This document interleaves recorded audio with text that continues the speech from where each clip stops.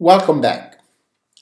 In this video, I'm going to be talking about advanced word that will help you to improve your level of English.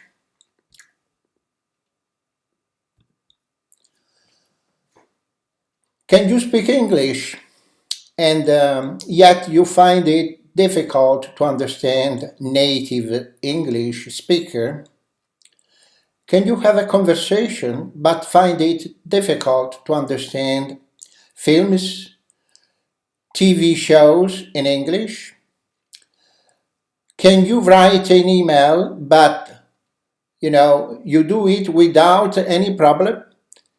But when you read a newspaper article or a novel, you find yourself a little bit lost?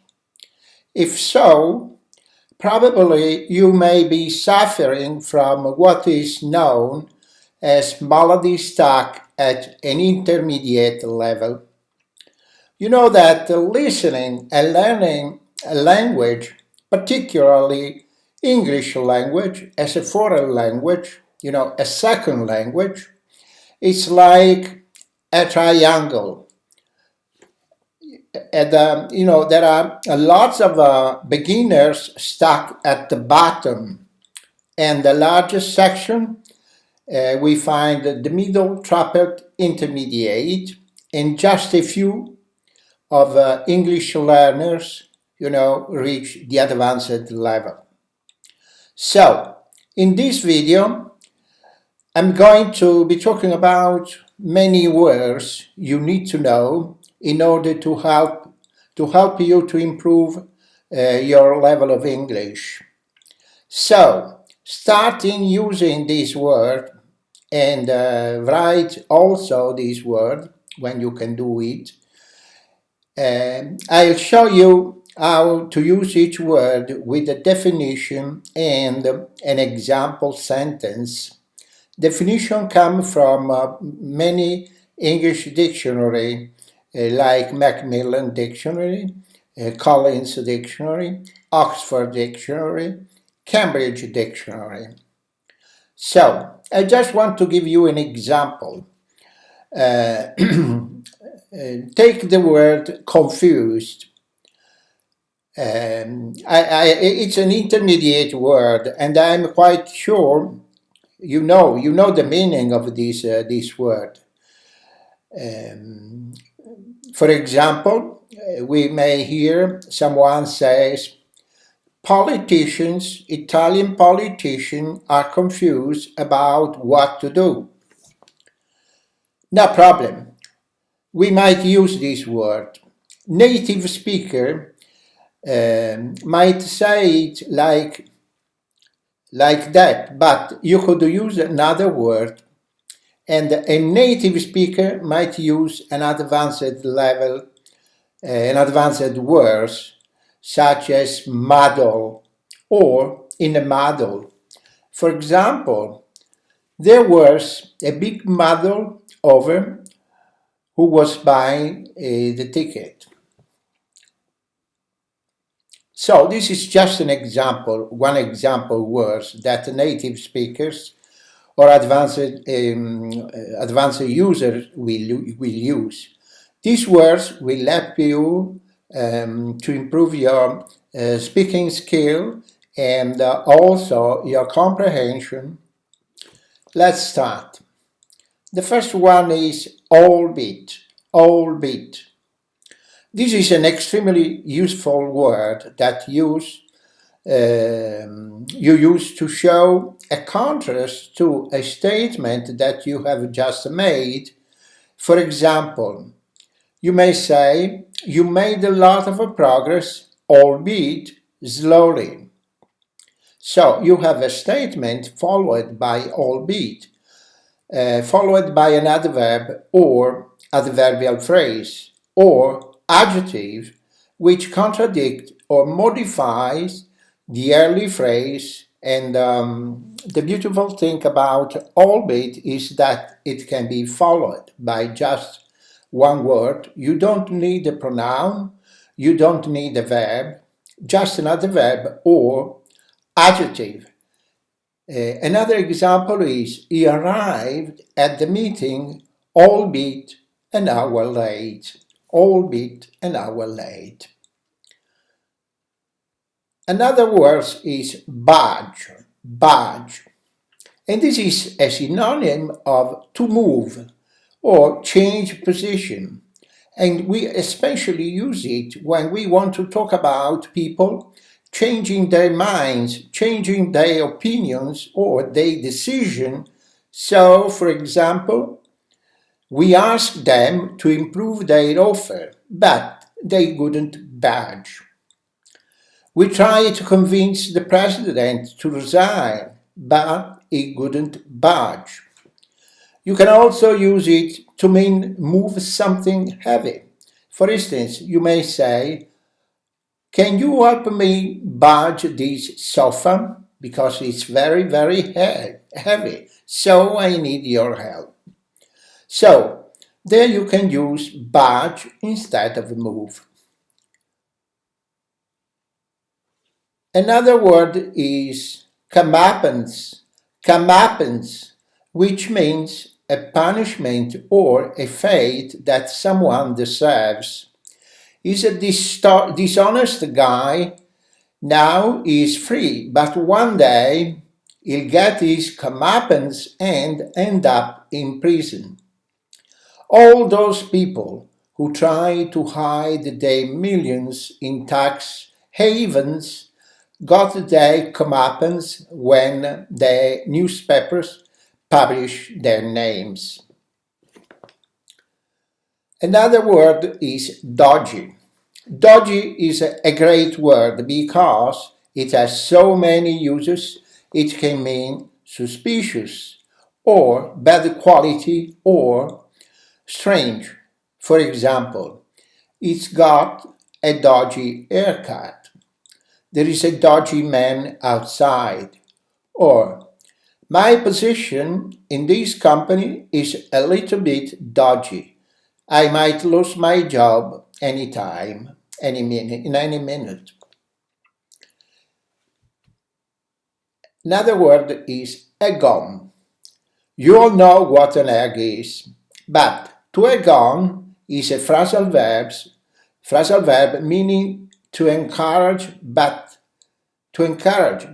in a bad way. We could also say to incite. For example, the accused would never normally steal anything, but his so-called friends egged him on. It was a case of peer pressure, Your Honor. So, another example, look, I don't want to take any drugs. Stop egging me on. Stop egging me on.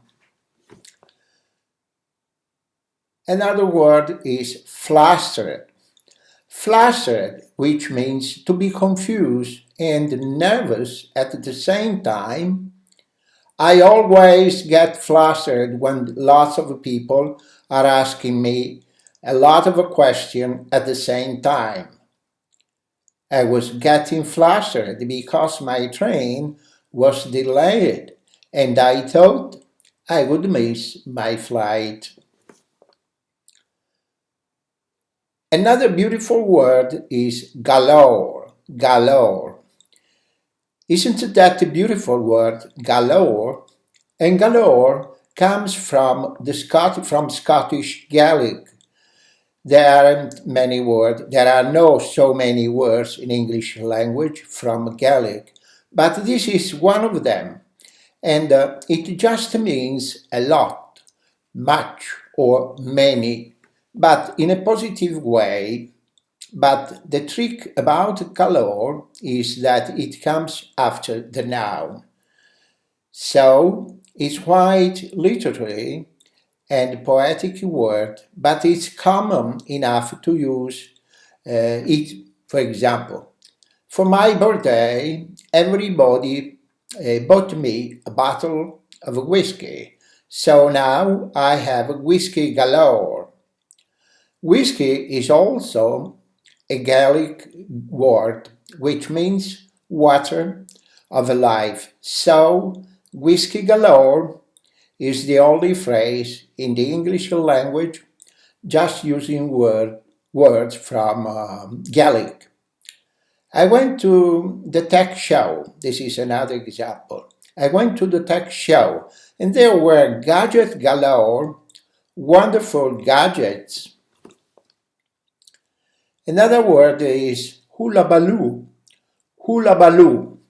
This means a lot of noise, a fuss, a disturbance, a commotion. For example, on the first day of the sales, there was quite a hullabaloo outside the shop, just before it opened. I just want to get a refund, but God what a hullabaloo they made of it all. Inkling is another way of saying that you have a feeling that something might happen or something is true. An idea, even though you are not 100% sure.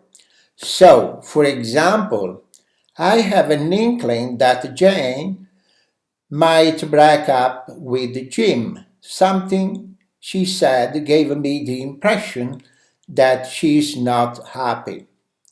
I have an inkling that Johnson had something to do with the murder, even though he denies it. Another interesting word is jaunt. And this is usually a noun and it means taking a short trip for pleasure. For example, I don't travel much these days except for the occasional jaunt to visit my family in Scotland. Knack. Knack means a skill or an ability or a talent, usually something positive, but not always. For example, you've got a knack for choosing the right moment, but it could be used to describe a negative talent. For example, you really have a knack for saying the wrong thing and at the wrong time. Another word is leeway. This word means a little bit of a freedom or a space to act. We often use it to talk about a little extra or additional time we've been given. So, for example, I think we should get to the airport 2 hours ahead and not 1.5 hours, because that will give us a little leeway in case we are held up in bad traffic. We are involved in a jam traffic. Another word is maverick. This is a noun and refers to someone who acts in a non-conformist way, often breaking the rules, but is used positively.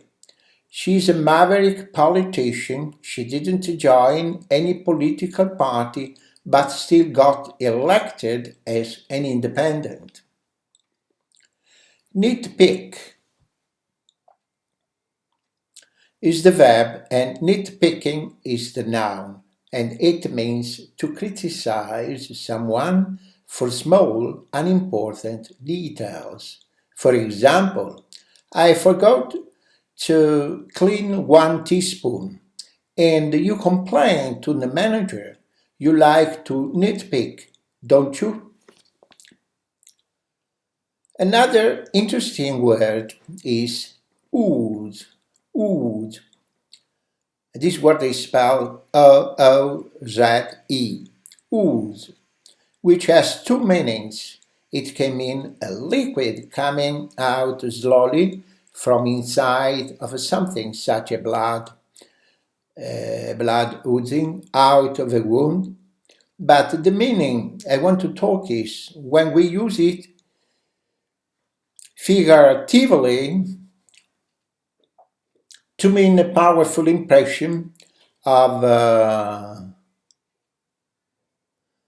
something. So, for example, she used confidence, she used charisma. He uses as a lot of, which means as a lot of charm and confidence. Passy foot, passy foot. I know it sounds kind of strange, but yes, it's a fairly common verb. To passy foot means to take too much care, too much attention, or maybe when you don't want to commit it to something and it's usually followed by around. So the phrasal verb would be pussyfoot around. For example, stop pussyfooting around and tell me exactly what you want. Politicians should stop pussyfooting around and commit themselves one side or another. Another word is qualm. Qualm, usually in the plural form, qualms, and it's a noun, and you use it when you want to talk about having doubts or worries about something. For example, yes, I have a few qualms about moving to the United States, but it's a good job, so I'll take it. I have to check because I'm not quite sure whether or not I pronounce correctly this word. Qualm or qualm. I some doubt. I apologize if I misspell the word. Readily is another verb which means without hesitation or willingly. I readily admit that swimming across the river is not the preferred option, but the bridge has collapsed and we have no choice, so we have to swim across the river. Another word is spark. Spark is a very useful word and it's both a verb and a noun. As a noun, it literally refers to the first flame of a fire, but not yet a fire, just a spark. And we can use it to mean a small amount of something, a hit, a touch of something. For example, when he was found guilty by the jury and sentenced to life imprisonment, he stood there without a spark of emotion. As a verb, it means to create or emit something. So, for example, he insulted his colleague and this sparked a fight. Another interesting word is thrice. I said that all the words on this list were very, very useful, with one exception, and this is possibly it, because thrice is possibly the exception, because thrice means 3 times, but it's rarely used these days. So we use once, we use twice, but why not thrice? It's logical and it's, a beautiful word. So I want to encourage you to, to start using this word. So probably, it becomes much more common in the English language as it once was. So, for example, we can say it's incredible he thrice won the lottery. He thrice won the lottery. Another word that is very, very interesting word is utmost. Another extremely useful word that used to emphasize how important or serious something is, and it means the greatest extent to the highest degree. For example, I will do my utmost to ensure that you get the best deal. This is a delicate situation and you should handle it with the utmost care. Another word is vie. It's spelled V-I-E. Vie. Vie is a verb and means to compete for or to strive for something, and it's usually, though not always, followed by the preposition for. For example, Jim has been vying for a place in the English football team, so which means he competed, he strived to be to have a place in the English football team. Another word is whim. Whim.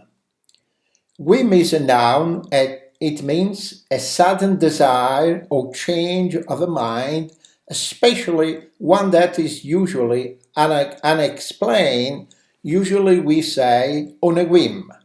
For example, we had only known each other for a week when we decide on a whim to get married. Unfortunately, within a month we had broken up, so be careful about getting married on a whim. It can be dangerous. Another word is xenophobia, which means the suspicion or the dislike of foreigners or outsiders, but it's a very negative word. Another one is xenomania. Xenomania is the delight and the pleasure of meeting strangers or visiting foreign countries, And yes, I am a xenomaniac.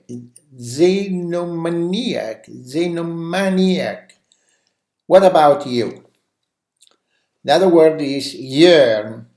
It's a verb and a noun, and it means an intense desire of a feeling for something.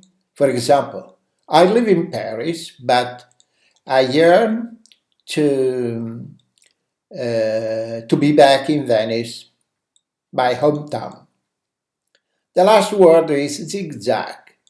That is a line that has sharp right and left turns. She was drunk and drove in a zigzag across the town. The wallpaper had zigzag pattern. So, I encourage you to start to use this word, those amazing advanced words. I'm sure when you start watching TV shows and speaking with native speakers, you'll start recognizing those words and hearing those words a lot. Hopefully this video is a bit useful for you. Thank you for watching. See you next time.